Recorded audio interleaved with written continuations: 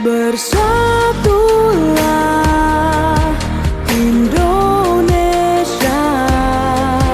jangan pernah terpecah belah. Walau kita berbeda, walau kita tak sama, Radio Republik Indonesia, kita Indonesia sesungguhnya.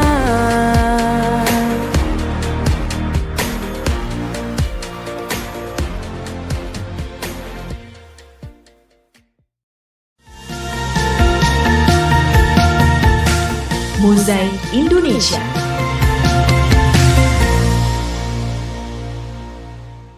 Terus satu kanal informasi dan inspirasi pendengar. Kembali saya ucapkan selamat sore bagi Anda yang baru saja stay tune bersama RRI Sumeneb, kanal informasi dan inspirasi. Seperti biasanya di kesempatan kali ini Mozaik Indonesia selalu hadir ke ruang dengar Anda di hari Minggu, tepatnya tanggal 18 Mei ya 2025 dengan beberapa topik yang telah kami hadirkan dari kemarin-kemarinnya hingga saat ini dan hingga seterusnya ya. Barangkali demikian ini menjadi edukasi dan juga informasi-informasi menarik pendengar. Jadi untuk Anda yang selalu stay tune bersama RRI Digital, saya ucapkan juga selamat bergabung di aplikasi kami dan mudah-mudahan juga yang mengikuti live YouTube di kesempatan RRI Inet beberapa hari dan setiap harinya kami selalu live-kan ke ruang dengar Anda dengan beberapa informasi-informasi dan juga program-program yang menarik tentunya ya ke ruang dengar Anda. Yang dimana untuk kali ini kita akan membahas tentang dunia ini ya, wisata. Yang dimana wisata religi, salah satunya ini adalah Nyai Izzah Lembung. Ya, ini beliau adalah sosok perempuan hebat. Karena di sini 7 turunan ini jadi Raja Sumeneb. Dinasti terakhir ya di Sumeneb.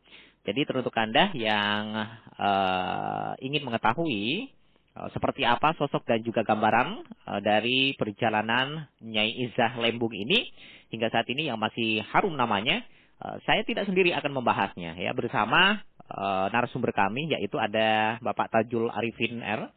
Ini beliau selaku budayawan Sumeneb ya, yang dimana kesempatan sore kali ini sudah bersama kami dan kita akan bersama-sama pendengar berikut juga penjelasan-penjelasan dan nantinya tanya jawab kami jangan lewatkan ya selalu di Mozaik Indonesia. Selamat sore, assalamualaikum Bapak Tajul Arifin.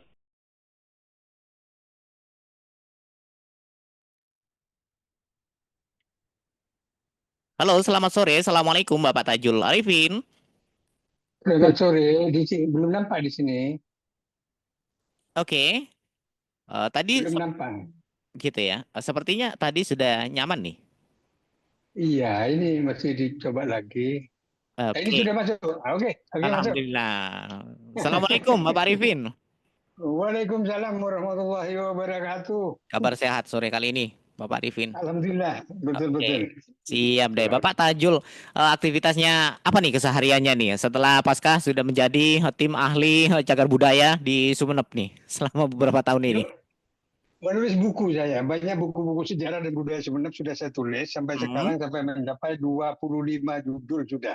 Waduh, mantap ini. Iya. Barangkali yang bisa yang diterbitkan oleh Uniba Universitas Kabupaten Mutari dan Unija Universitas Wiraraja juga Indis yang menerbitkan buku-buku saya gitu. Boleh. Sepertinya ini bisa dibagi nantinya satu persatu di sesi yang lain barangkali ya. Demikian Pak Tajul. Oke. Fokus Ya, untuk Allah, fokus sore kali ini kita akan membahas tentang wisata religi ya ini bersama Nyai Izzah Lembung ini. Ini seperti apa sosok gambaran beliau yang hingga saat ini masih terkenal harum sekali nih namanya ini Pak Tajul. Betul, itu kebetulan ditulis pada buku saya yang berjudul ini Sumeneb dalam Bingkai Adat Keraton, itu ada di dalam buku saya. Oke. Yang ke-22. Jadi sosok Nyisa itu adalah keturunan dari Sunan Kudus yang ke-7. Jadi itu jadi Nyisa itu masih putra Ki Jalaluddin, putra Ki Abdullah, putra Jibril atau Nyiboraka, Jibril Barangka juga pakai Sunan Kudus, putranya siapa itu namanya? Siapa satunya lupa, itu Sunan Kudus itu, Sunan Kudus. Oke. Itu adalah jadi keturunan Sunan Kudus masih yang ada di Sumeneb, yang banyak para ulama kiai di Sumeneb keturunan Sunan Kudus yang sebagai penyebar agama Islam di daerah sana. Oke, maka dari itu dinamakan wisata religi Nyi Iza. Ini membawa pengaruh atau juga aura agama yang kental ya, yang dimana teratasnya ini adalah dari Sunan Kudus, begitu ya, Pak Tajul ya? Ya betul betul. Jadi Nyi Iza itu salah satu dari 4 wanita yang ternama di Sumeneb. Yang satu adalah Sarifah Ambani, Ratu Epu Bangkalan. Yang kedua Nyai Sumekar dari Sampang, yang tiga Ratu Tirto Negoro, Ratu Tertal Jenderal Tirtona, yang keempat itu Nyi Iza. Jadi Nyi Iza itu yang menurunkan, yang mewariskan, yang mengajarkan tata krama dan ansep asor itu. Mungkin di keraton di Jogja Solo juga begitu sama saja gitu. Baik. Oke, dalam pengaruh besar yang dibawa oleh Nyai Iza ini bukan hanya sekedar patokan imam untuk beribadah sholat, tapi ini adab ketimuran, begitu ya, Pak Tajul ya? Betul sekali. Di sana Nyai Iza mengajarkan kepada putranya yang 2 orang itu, yang satu Bahauddin Kiai Aryo Kusumonegoro, yang kedua adalah Asiruddin Raden Aryo Atmojonegoro selaku regen, ya kanjeng itu kalau di sini katakan disebut Rato katanya ya. Jadi putra dari Bintur Saud mengajarkan tentang tata krama Debasor, caranya menyembah, cara sungkem. Karena di ada keraton tidak ada salaman ya. Salaman itu kan dari Islam ya. Jadi sungkem dan sembe. Ya. Itu diajarkan kepada putranya yang 2 orang, lalu dialirkan kepada masyarakat Kabupaten Sumeneb sehingga sekarang menjadi suatu budaya yang melekat pada masyarakat Kabupaten Sumeneb, juga termasuk di Madura. Caranya nyembah, cara nyongkem itu. Baik. Nyembah itu sembah, maksudnya sembah ya. Nyongkem itu sama dengan Jawa sungkem. Sungkeman. Itu ada tata caranya, iya. Ada tata caranya itu. Begitulah. Baik. Jadi yang menjadi tujuan utama dari Nyi Iza ini menerapkan adat ketimuran ini biar ada salah satu contoh daerah yang memberikan adab ketimuran dan bisa dicontoh dengan daerah-daerah lain, begitu ya, Pak Tajul ya? Iya betul. Menerikan adat tingkat tata krama. Jadi kalau kita melihat etika kalau sekarang ya, adat sopan santun kalau di sini ya. Jadi di sana Nyi Iza seperti di dalam bukunya, di buku yang saya baca atau manuskrip yang saya baca, pernah menyampaikan pada putra-putranya, anakku berdua, sembah itu adalah adat kebiasaan manusia sejak zaman dulu kala. Siapa yang membuat aturan? Aku dan orang saat ini tidak mengetahui. Tapi adanya sembah itu peraturan yang dibuat oleh manusia, dilakukan oleh anak terhadap ayah dan ibunya, atau terhadap keluarga termasuk golongan tua oleh pihak bawahan terhadap atasan dan sebagainya. Itu salah satu apa yang didawuhkan, disampaikan oleh Nyi Iza. Jadi menanamkan tata krama, antepasor, etika dalam bergaul bersama masyarakat, itu yang diajarkan. Dan sekarang sudah menjadi panduan. Nah, sebelumnya memang ada, yaitu dilakukan oleh Adi Pangeran Anggadipa. Pangeran Anggadipa itu adalah sepupu Sultan Agung yang diangkat menjadi adipati di Sumeneb pada tahun 1226 sampai 1244. Setelah itu ada lagi yang namanya penerus itu, namanya Pangeran Yudonegoro. Jadi Yudonegoro itu cikit dari Sultan Demak, Raden Fatah, Sultan Alam Akbar Fatah, juga menjadi adipati Sumeneb tahun 1648. Nah itu dari mengadopsi dari keraton Mataram ya, bukan Jogja dan Solo ya, dari Mataram Islam, lalu sampai ke Sumeneb ini. Nah, di sana ajaran-ajaran etika tata krama antepasor itu bulangaki katanya bahasa Madura, dikembangkan ya. Digariskan kepada generasi penerus. Dalam artian memang adat ketimuran ini memang ada, cuma senyampang hadirnya dari sosok Nyi Iza ini menjadi pelengkap atau juga penyempurna dari adab ketimuran demikian begitu ya, Pak Tajul ya? Iya, penyempurnaan dan penyebarluasan dan menyempurnakan segala kekurangan yang dulu dipadukan antara adat Keraton Mataram dengan Sunda. Nah, sehingga bisa membuat suatu budaya. Makanya dengan saya wasiat-wasiat bebulangan ya, daripada Nyi Isa itu saya tulis dalam buku.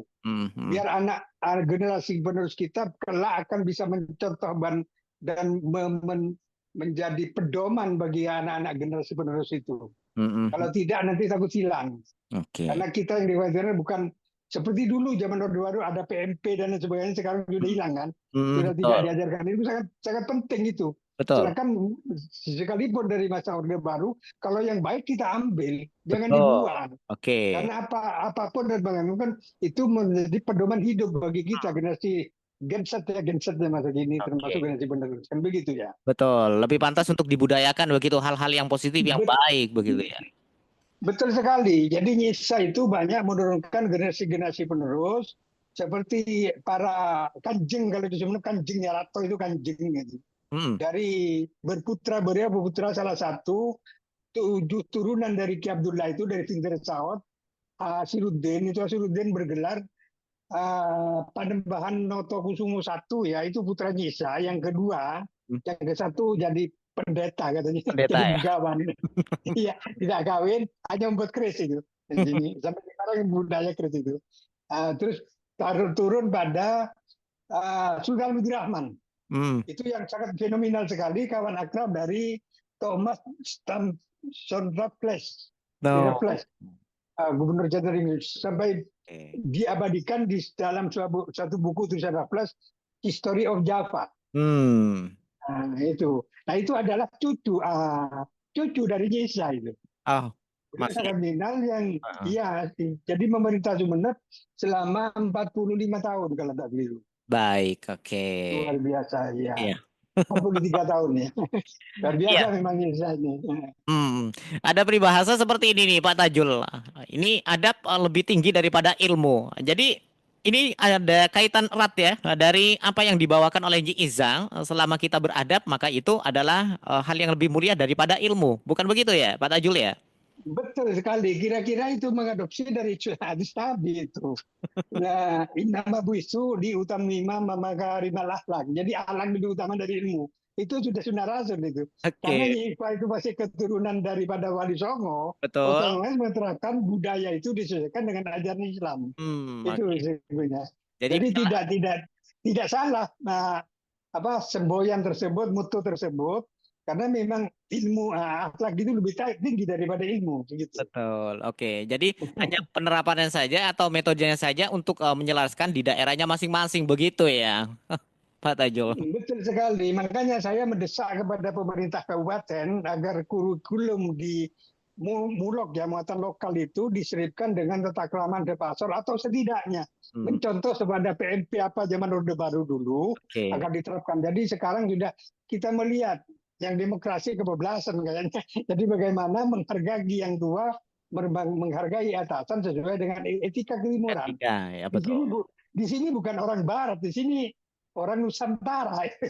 Jadi Nusantara itu harus diangkat sebagai yang pertama dalam jiwa Nusantara, seperti yang diikrarkan oleh Patih Gajah Mada, Palapa, itu mengusung Nusantara, termasuk budayanya, bukan hanya geografinya, tapi budayanya, ada tata kramanya, kan begitu. Oke. Ini sangat minim sekali ya pengetahuan orang terdahulu. Mungkin yang dihadapi ini tidak mudah, tidak mulus yang kita bayangkan untuk menerapkan adat ketimuran seperti ini. Lalu tantangan seperti apa nih yang pernah dihadapi atau pernah dirasakan oleh Nyi Iza sendiri nih selama perjuangan untuk mendirikan adat ketimuran nih, Pak Tajul?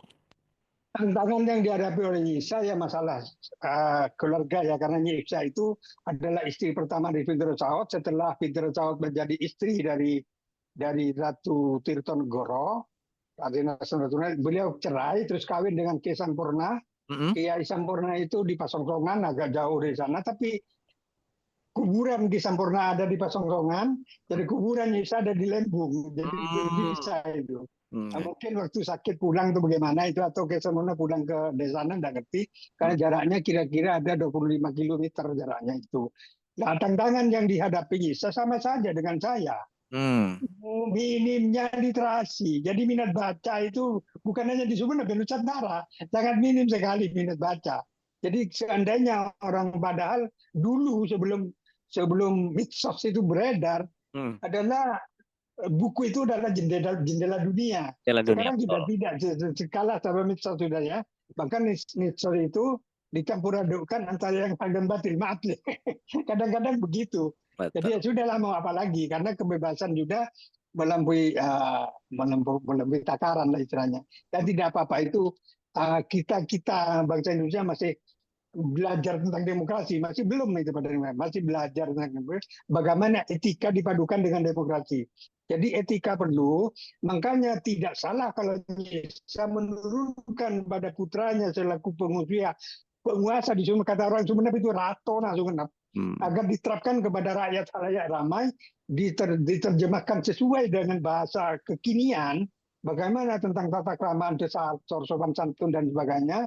Karena di sini tetap bukan orang Barat. Kalau orang Barat kepada ibunya bisa memanggil nama. Bu, ibunya siapa dipanggil nama. Kalau di Indonesia kan tidak. Ya tetap memanggil ibu, mama, mami, umi dan lain sebagainya, embok, empok dan lain sebagainya. Itu budaya itu yang tidak bisa dihilangkan begitu saja. Jadi kita jangan meniru budaya luar. Betul. Budaya itu pada ibunya, pada bapaknya menyebut nama. James gitu, kepada sang perempuan juga begitu. Helen ya, panggil Helen, contoh ya. Kalau di sini enggak, harus pakai Cibo. Itu pun kalau di Sumeneb Keraton yang kita namakan, mau bicara pada yang tua, nyembah dulu. Itu umum, tata krama dulu itu begitu, nyembah. Kamu dari mana? Oh, saya hamba dari Pamekasan umpamanya ya. Kerja apa? Ya masih kan gerumanya dengan sembahnya itu. Tapi sekarang sudah punah, tidak ada lagi.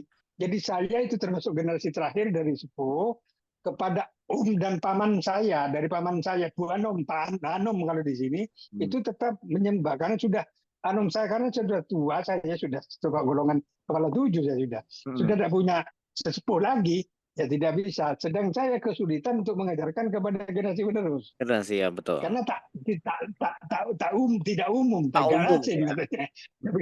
Tidak umum. Nah ini risiko memang, risiko perjuangan ya begini. Gitu. Oke, ini menarik sekali nih, karena memang di era seperti ini memang perkembangan adab ketimuran ini sepertinya sudah mulai beransur berkurang begitu ya, karena mungkin banyak faktor, terutama juga kecanggihan hal-hal yang dimana kecanggihan itu belum bisa dimanfaatkan dengan rasa adab kita begitu ya, Pak Tajul ya. Iya betul, karena saya melihat dari media-media di TV terutama. Di radio di mana saya mendengarkan itu adat-adat yang masih melekat tuh seperti adat Batak, Bugis, Sunda itu masih melekat. Bali terutama itu bagus sekali. Di Jawa masih ada, di Madura itu sudah lebih condong kepada luar, sudah banyak dari luar. Contoh ya, contoh rumah. Nah, rumah di sini ada, rumah adat di sini. Kalau di Jogja masih ada rumah adat di sini, sekot pacenan, pegun dan lain sudah terhapus dengan sendirinya sudah. Padahal kita contoh Keraton Sumeneb itu, contoh rumahnya itu adalah tipe pacenan, sekot pacenan Cina ya, pacenan Eropa dan Sumeneb lokal. Sumeneb itu berbau dengan Jawa gitu. Jawa, Mataraman ya, bukan Solo, Jogja, Mataraman. Betul. Jadi ini berpadu saja tuh. Itu sudah banyak ditinggalkan dengan budaya-budaya dari luar rumah saja. Apalagi masalah tata krama pasar. Sekarang contoh. Kalau di Jawa itu ada kromo inggil, di Sumeneb juga ada kromo inggil. Juga kemungkinan di Sunda itu ada kromo inggil. Juga di Batak juga begitu, di Bugis, di Mandar juga begitu. Jadi kromo inggil itu dengan gaya bahasa tersendiri pasti ada. Di sini contoh sudah punah karena di sekolah-sekolah sudah diupayakan terbiasa berbahasa Indonesia. Jadi bahasa ibu sudah hilang sama sekali. Nah, saya berpikir, mana sih warisan dari Nyi Iza ini kok tidak diterapkan begitu. Padahal Nyi Iza itu adalah penerus dan penyempurna dari budaya ketimuran. Betul. Iya, yang wajib bukan wajib ya, harus dilakukan oleh budaya agar kita tidak tersesat kepada budaya luar. Betul, betul. Harusnya memang peninggalan-peninggalan atau bukti sejarah yang pernah diberikan oleh Nyi Iza ini dalam tanda kutip tak terlihat dengan kasat mata ini harus tetap berkembang begitu ya. Terutama di daerah. Iya betul. Ya. Oke. Iya, seperti contoh ini kalau kalau cara menyembah, jadi semua langkah-langkah yang dicontohkan kepada manusia, katanya Nisa ini merupakan sindiran, Topar Semon bahasa Maduranya, sindiran kepada manusia. Contoh seperti halnya menyembah begini.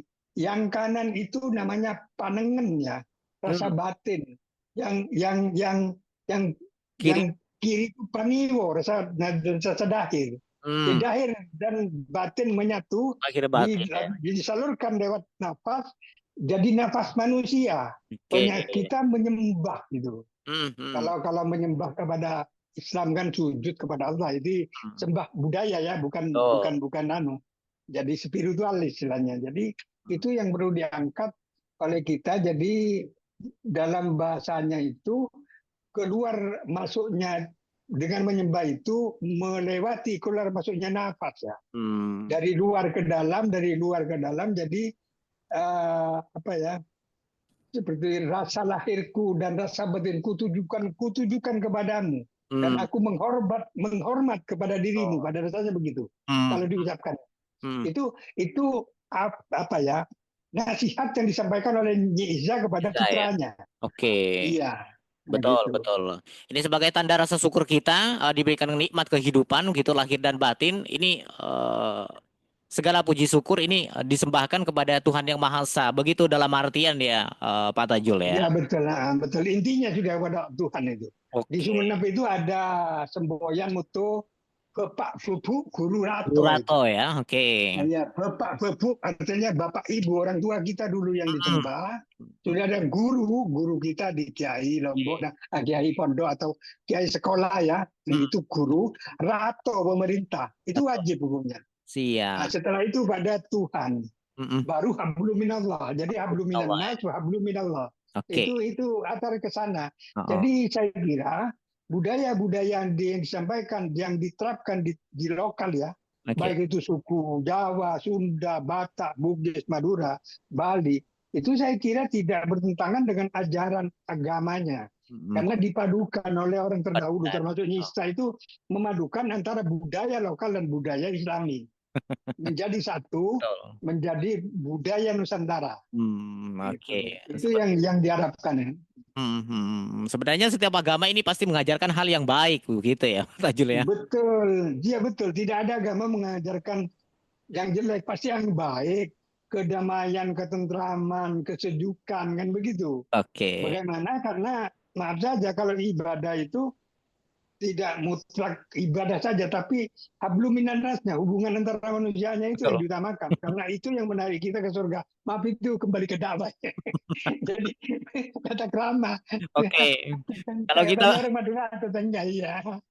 kalau kita berbicara tata krama ya seperti peribahasa bahasa Madura ini parcoma teka soki tapi muntah adab ini pakuncala ka orang begitu ya Pak Tajul ya. Betul sekali. Jadi memang beginilah caranya. Kita harus tahu bagaimana kita menghadapi kakak yang orang yang tua pada kita. Sebagai contoh bahasa ini yang diterapkan oleh Nyica itu. Kalau kita memakai bahasa sengkok, nah itu ada. Di atasnya lagi untuk bahasa pergaulan anak itu tika bule tika. Menurut tingkatannya ya. Karena kaula sambian. Bahasa umum yang persemuan itu namanya di forum itu biasanya beten gaula panjenengan. Setelah itu di atasnya itu ada pada mertua, pada paman, bibi, mbah itu abdina patena. Nah, kalau menabi atam, kalau atasan raja, biasanya raja dulu, abdi telem junan telem. Nah, tapi kalau kiai sama dengan pembesar. sama dengan pada orang tua, berarti Pak Bina, Pak Bena itu ada tempatnya. Oke. Nah, itu di sini sekarang sudah hilang. Kemungkinan kalau saya sudah mati, mudah-mudahan aja saja penerus dan anak saya bisa mengikuti. Karena kebetulan saya selaku yang disebut sebagai budayawan, selain sejarawan juga ahli bahasa Madura. Jadi bagaimana bahasa Madura dikembangkan sebaik mungkin karena sudah banyak kosa kata Madura hilang. Betul. Contoh saja. Kuade itu bahasa Madura Ceng Satra itu tidak ada orang yang pegang Ceng Satra sudah. Mayat itulah Jun tidak ada. Iya, itu sudah ada itu. Iya, betul. Itu makanya kita sudah banyak kosakata hilang. Kalau saya temukan saya susun ada sudah ribuan. Jadi minta oleh Balai Bahasa dulu menyetorkan tahun 2022 menyetorkan sebanyak 500 lebih kosakata yang hilang gitu ya. Kata yang hilang ya, oke. Ya, dan sekarang sudah ribuan, ada 2000 3000-an. Nah, itu yang jadi masalah bagi saya sebagai pemerhati budaya dan bahasa itu bagaimana hal itu agar tidak hilang. Karena banyak kosakata yang hilang itu. Ada dan dikaitkan karena saya melihat setiap ada seremonial dengan memakai bahasa Madura dicampur masih. Banyak bahasa serapan kepada bahasa Indonesia. Padahal itu bahasa Maduranya ada karena tidak mengetahui. Nah, makanya saya kritik, tolong ya kalau pakai kecuali bahasa Latin, bahasa internasional itu lain lagi itu. Itu pun masih bisa di bahasa Indonesia. Karena itu terkait dengan apa yang disampaikan Yeza, hanya kita kembali kepada adat budaya lokal itu. Lokal, oke. Jadi bahasa adat ini sudah beralih fungsi menjadi bahasa gaul loh gitu ya. Iya. Jadi semua suku di Nusantara ini itu mempunyai adat budaya tengka, katanya orang Madura, adat pratengka sekapra.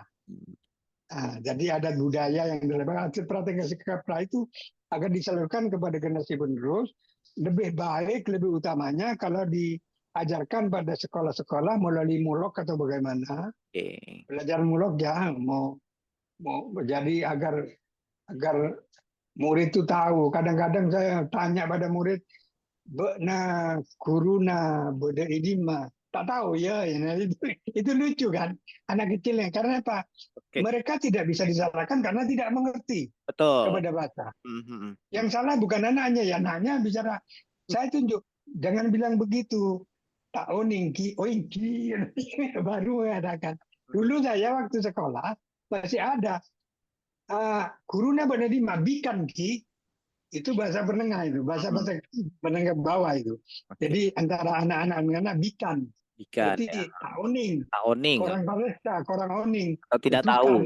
Ya, tidak tahu. Itu sudah tidak terpakai sekarang. Padahal itu Madura itu, miliknya Madura itu secara keseluruhan. Kenapa kok tidak dipakai? Karena ya itu, kayak asing gitu. Asing kepada budaya sendiri.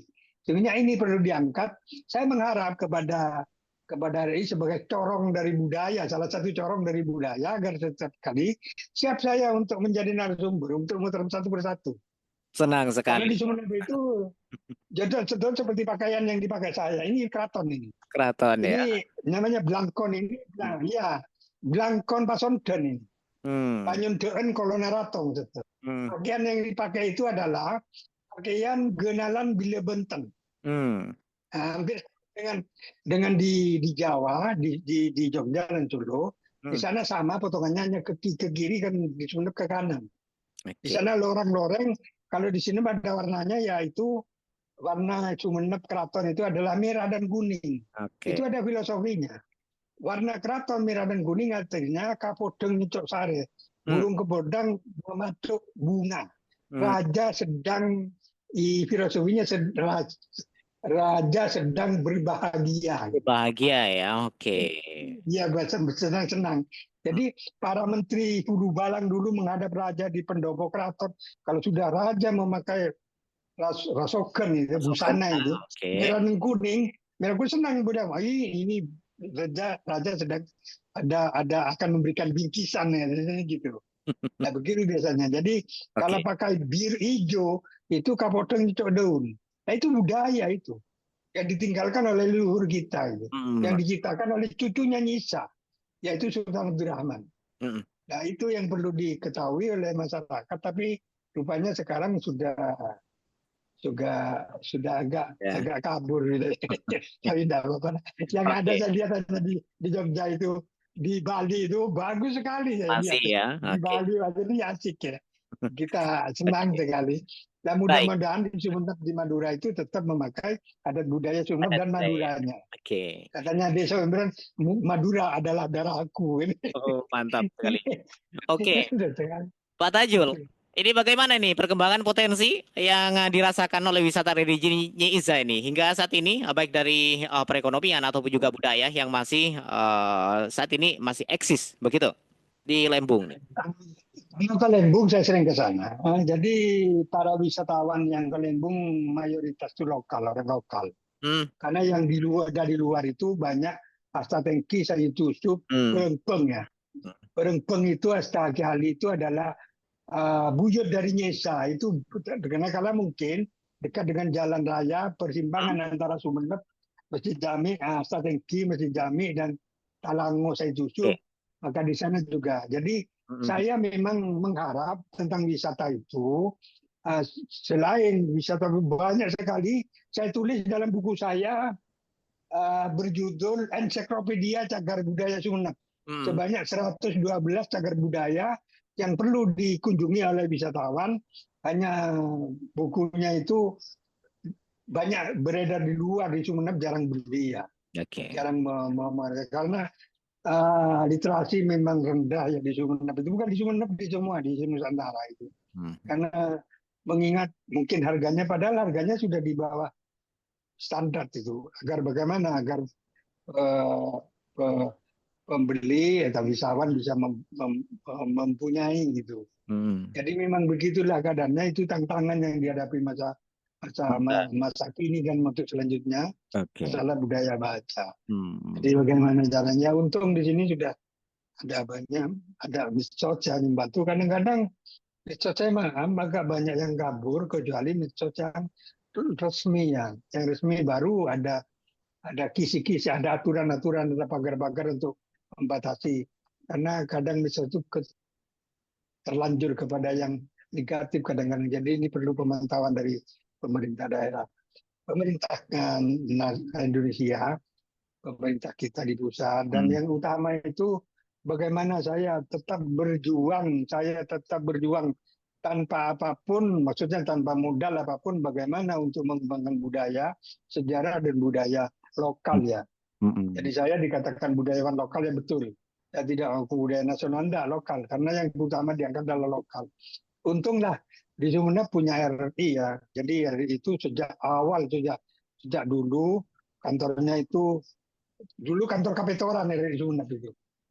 Kantor, tempatnya penguasa dulu. Dijadikan RRI itu. Saya punya sejarahnya itu. Iya. Jadi di Jakarta terbakar tahun 80 berapa, 9 kalau gitu. Di biro saya. Aduh sayang sekali, itu bangunnya bagus sekali.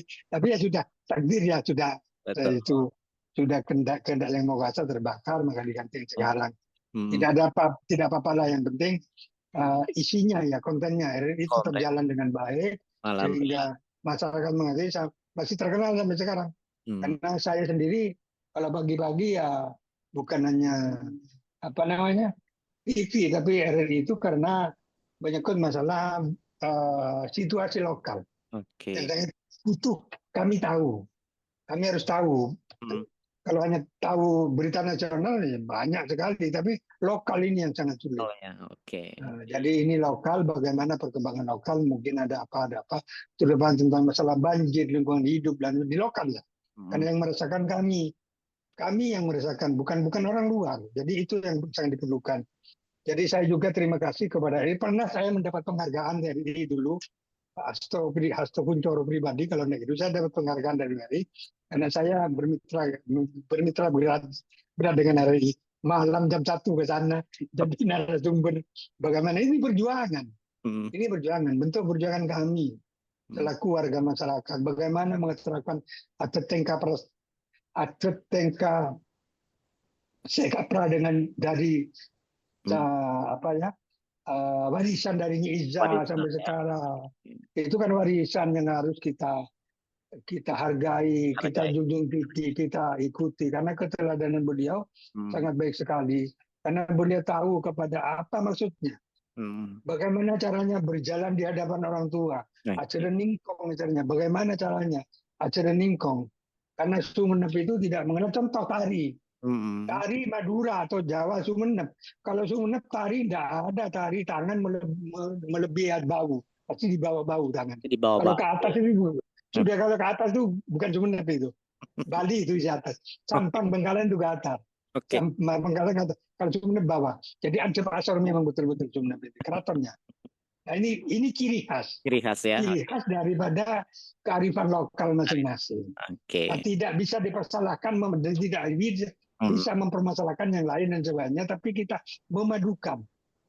Ini keunikan daripada aneka budaya Nusantara itu. Indahnya Nusantara di sini. Kalau sama semua, Eropa sama, satu Eropa, satu benua sama. Kalau Indonesia unik deh. Negaranya yang sekian, tapi budayanya itu berbeda-beda. Tapi tetap satu, Bhinneka Tunggal Ika. Katanya Sutasoma di dalam kitab Kakawin Sutasoma. Saya punya bukunya itu. Kitab Sutasoma saya punya. Jadi pelajari apa sih Bhinneka Tunggal Ika, itu ada pelajaran. Jadi berbeda-beda, tapi sesungguhnya hanya satu dua yang dituju. Jadi itu yang perlu dikatakan. Indah, sejuk, damai budaya Nusantara. Per suku, per lokal itu sama indahnya. Kita lihat budaya Dayak, tari-tarian Dayak. Iya, budaya Papua. Asik kan? Kita melihat, kita terenyuh, meresapi dan menghayati. Itu yang perlu. Nah, itu yang kira-kira ditanamkan oleh Nyi Iza binti Ki Jalaluddin, yang diterapkan oleh masyarakat Sumenep menjadi orang yang fenomenal. 4 di antara putri Madura yang dikenal, dari Syarifah Ambani, Nyi Sumekar Sampang dan Banggalan, Sumekar, dan Ratu Resmana Tirtanegara dan Nyi Iza. Iza yang ketiga, yang keempat, yang terakhir Ratu Tirta itu. Terima kasih untuk penjelasannya. Untung punya. Pak Tajul Muluk. Sepertinya untuk topik kali ini sangat mengena sekali, dan mudah-mudahan ini menjadi pelajaran edukasi juga untuk para pendengar dan juga pemirsa yang barangkali sekarang bersama RRI, bersama Pak Tajul Muluk juga memberikan pencerahannya tentang bagaimana cara kita memetik makna dari perjuangan dan juga hal yang sudah diberikan oleh Nyi Iza selama masa hidupnya yang berjaya hingga saat ini masih bisa kita terapkan. Adat ketimuran ini menjadi simbol utama dari Madura, Sumenep, Jawa Timur. Begitu ya Pak Tajul Muluk ya? Ya, betul. Terima kasih untuk kebersamaannya Pak Tajul Muluk. Mungkin barangkali di lain kesempatan kita akan suah kembali Pak Tajul Muluk. Tajul Arifin, bukan Tajul Muluk. Pak Tajul. Mudah-mudahan aktivitasnya lancar, diberikan kesehatan juga bersama keluarga Pak Tajul Arifin. Ya. Di lain kesempatan kita suah kembali. Selamat sore. Assalamualaikum warahmatullahi wabarakatuh.